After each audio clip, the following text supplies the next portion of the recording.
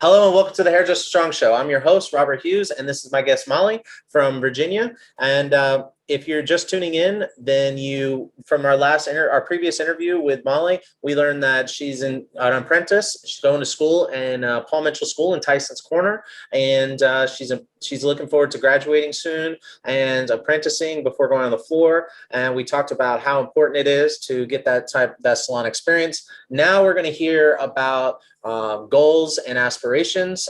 So Molly, for people who didn't see their last interview, would you just introduce yourself a little bit, give us some more of the particulars?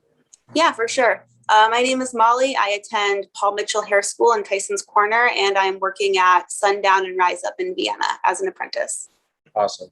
All right, cool. So why don't you, what are your, do you have like a plan, like a mapped out plan, or do you have some kind of general goals, aspirations? How do you handle, thinking about the future? So I'm a big planner. I really like to have an idea of what's going to happen. I know for sure that the next year I'm going to be working as an apprentice. And after that, I would love to find a salon that I can work at where they do really fun hairstyles. I'm really into like colorful stuff. I really like mullets, really into mullets. Just fun stuff like that.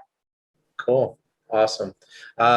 So what, so you said you want to do your apprenticeship and then you want to find a salon to do kind of some fun and more alternative hair. Is that right? Absolutely. Okay. Would you say that that's like a 1 year goal, a 2 year goal? So I guess the apprentice is a 1 year goal. I'd say that's like a 2 or 3 year goal. If I can't find the right salon right away, then that's cool. I can totally make that work. But I think eventually within like 3 years, I want to be able to find a salon that I can, really stay at for a long time. Okay, that's awesome. And when you say the right salon, what is that mean to you? Like, does that have to do with specifically the aesthetic and clientele, or is there more to it than that? I'd like to find a place where I really, really vibe with the coworkers, the boss. Right now at Sundown and Rise Up, the boss is amazing. He's so cool. He's respectful of everyone's schedules, and it's a really great place to work. I feel very at home there. So I guess it's not really about style as much as just like a welcoming, fun environment. Okay, awesome. And you don't think you'll stay where you're apprenticing? Um, right now, it's just he just has himself and then a couple apprentices. So it's not he doesn't take on new stylists. It's Okay, really just a place to get experience, and then go from there. that's kind of awesome, actually. Yeah. You don't have that. You're not kind of beholden to somebody who's hanging over the fact that they train you over your head. Absolutely. I mean, I would love to work there. Such a cool salon. To anyone who's watching, you should totally check Sundown and Rise Up out. So cool. Yeah, But yeah, he's really just raises apprentices. okay. Yeah, I looked at the Instagram. It does look like a really cool spot. How many chairs are in there? So he just has his own chair, and then the chair that the apprentice works at, where like I do blow dries. I do sometimes I like do styles with like flat iron, curling iron. So there are like two chairs, but mostly like the real stuff happens in like his chair with the cutting, the coloring. Okay, awesome, cool. And so let's talk about this. So you really looking just it sounds like you're looking to get some training and then and start building a clientele somewhere where you feel like you can kind of make a home out of it. Is that right? Absolutely. Yeah. I mean, I've that's actually, oh, go sorry, ahead. you go. No, go ahead. Oh, I've actually started to build a little bit of clientele on my own. Some people from my high school found my hair page and are coming into Paul Mitchell Right. to get their hair done by me. And I'm hoping that they really like it and they'll come see me at the next salon I work at. Yeah, awesome. That's so cool. Um, what about longer term goals? Do you have any have you thought anything about that beyond that? I mean, it's a lot to think about as just from like what you told me so far. So if not, then That's cool. But have you given it any thought? So my partner and I have been talking about moving to like the New York, Jersey City area for a really long time because that's where his family lives and he wants to be close to his family. So I thought that maybe down the line we would move there. And if we lived in the city, I could do hair in the city, which would be so cool, even though it's so competitive there. That's where like all the real fun hairstyles are. And I thought that would be so cool. And by then, hopefully I have enough training and experience so I could make a career there. That sounds awesome. How much time is this goal looking at? Anywhere from like 5 to 10 years in the Okay. future. Okay. So nothing super immediate. I mean, 5 years is pretty soon when you're talking about, building the clientele and, training and stuff like that. Where would you work? Like in the city or in like Brooklyn or Um, like that? Probably in the city. The thing I think about a lot though is I'd be moving there and have to develop a whole new clientele, because I wouldn't know anyone there. I'd have to probably promote more on my Instagram and find some people there who are looking to get their hair done. And I'd have to leave all my old clients behind because they're still in the DMV area. So it would just be a huge start over. And it's definitely something I think about right there. Do you ever think about, would you ever consider kind of splitting some of your time or maybe spending like a week here every 4 weeks or 5 weeks or something like that and keeping some of your clients down here?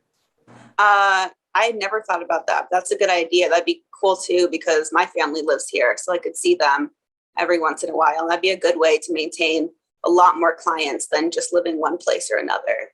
And it also will it also give you more versatility. And if you ever decide you want to, come back, you don't have to like start over all from break. And you could also even go up to New York and try to figure out where you're going to work, maybe in a year or two, like when you're ready, like when you're working on the floor, start introducing yourself to salon owners and maybe visit frequently and maybe every a few times a year, go up and just say hi and walk into the same salons until and then you never know. That could be a way to like start picking up short shifts.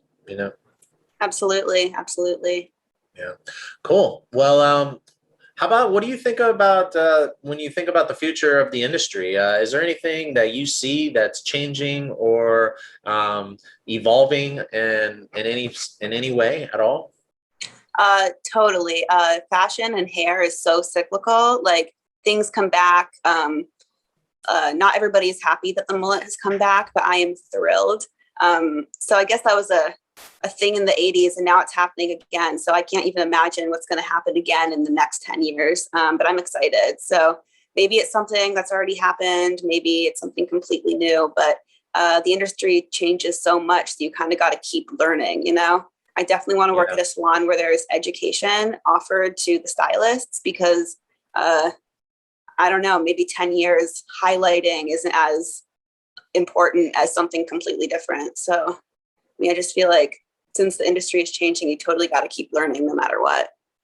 That's so good. I'm so glad you said that. I had a couple of conversations with some salon owners who were talking about how you learn just how to balayage because balayage is popular and you don't really ever learn how to foil other than some super basic level stuff. And then when balayage isn't in style anymore and people want something that you achieve with highlights, foils, then it's going to be a learning curve for you to service your customers. That's so good. I'm so glad you said that. All right, cool. Well, I like to end my interviews with a laugh by asking my guests to share their most embarrassing moment in the salon, school, or with a client, or as it pertains to our industry. Do you have something that comes to mind? Totally. Yeah. During the first month at Paul Mitchell, we have what's called core, where we learn all the basics. And somehow I melted one of my rat tail combs and I have no idea how that happened, but I was just trying to smooth some hair out. And like, next thing I know, the rat tail comb was completely melted. And like, that's not even that funny. The funny thing that is within the next half hour, somebody said, Molly, can I borrow your rat tail comb? And I was like, oh, no, I melted it. So it was just funny that someone asked for it right away. I was like, come on, couldn't be a worse time. Well, a good thing that you didn't have, it wasn't melting into someone's hair. Exactly. Luckily, I hadn't touched anybody's hair yet. It was just the mannequin. Nice. Good. Good. That's awesome. All right. Great. Well, thank you so much for taking the time. And I wish you the best of luck. And if there's ever anything, feel free to reach out to me. Also, if there's somebody, a fellow rising stylist who watches this, or someone that's thinking about getting into it, are you open to them reaching out to you and asking questions? Absolutely. Absolutely. My Instagram is hair.by.molly with a bunch of Y's, but I'll leave it on the caption. Gotcha. Yeah. Okay, cool. So yeah, if anybody wants to reach out to Molly, feel free. She's open to give her, share her experience and advice. And it also sounds like she'll be looking for a salon to take her on. So feel free to reach out to her through, or you can, through the Instagram, or you can reach out to us by DM, or you can email us at listen@hairdresserstrong.com.